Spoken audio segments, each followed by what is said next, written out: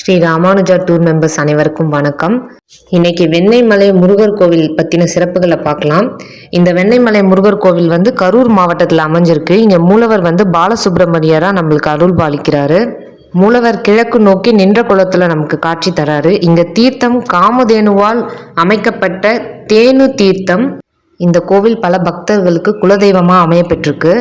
அறுபடை வீடுகளை தாண்டி பல சிறப்பு வாய்ந்த முருகர் கோயில் இருக்கும்போது இந்த வெண்ணெய்மலை முருகர் அதில் மிகவும் சிறப்பு வாய்ந்தது.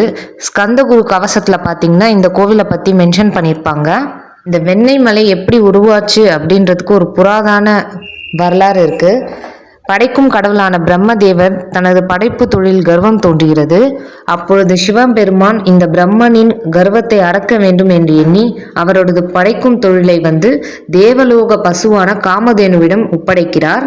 அப்பொழுது காமதேனு பசுவானது தன்னால் படைக்கப்படும் உயிரினங்கள் பசி இல்லாமல் வாழ்வதற்காக தனது பாலில் இருக்கும் வெண்ணெயை மலையாக குவிக்கிறது. அதன் அருகிலே தேனு தீர்த்தம் என்றும் பொய்கையை உருவாக்குகிறது. இது இன்றும் வற்றாத தீர்த்தமாக இருந்து கொண்டிருக்கிறது. இந்த வெண்ணெய் மலையின் சிறப்பு என்னன்னு பார்த்தீங்கன்னா, இன்னைக்கும் வெயில் காலத்திலும் இந்த வெண்ணெய் மலை பாறை குளுமையாக திகழ்கிறது.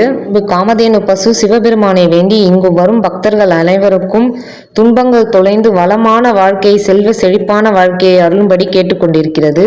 யோகி பகவான் என்பவர் தியானத்தில் இருக்கும்போது அவருக்கு பாலசுப்ரமணியர் காட்சி கொடுத்து தமது அருள் வெண்ணெய்மலை உள்ளதாக அனைவரும் அறியும்படி செய்யுமாறு கட்டளையிடுகிறார். முருகரின் அருட்கோலம் தரிசித்த பகவான் இது குறித்து கரூர் மன்னரிடம் தெரிவிக்கிறார். மன்னரும் மரத்தடியில் உயர்ந்த கோபுரம் மண்டபம் அமைத்து முருகனின் சிலையை பிரதிஷ்டை செய்கிறார். இவ்வாறே இக்கோவில் உருவாகிறது. முருகரே பக்தருக்கு காட்சி கொடுத்து விரும்பி அமைய பெற்ற கோவில் இது. இந்த கோவில் சுமார் 2000 ஆண்டுகள் பழமையான கோவில். இந்த கோவிலில் இன்னொரு சிறப்பு என்னன்னு பார்த்தீங்கன்னா, கரூரார் சித்தர் 300 ஆண்டுகளுக்கும் மேலே வாழ்ந்த கரூரார் சித்தர் அவருக்கு தஞ்சை பிரகதீஸ்வரர் கோயில், கரூர் பசுபதீஸ்வரர் கோயில், அப்புறம் வெண்ணெய்மலை முருகர் கோயில் ஆகிய 3 கோயில்களில் மட்டுமே தனியாக சன்னதி அமைக்கப்பட்டுள்ளது. பொதுவாகவே காமதேனு எல்லா வளங்களையும் அருளும் என்று நம்பப்படுகிறது.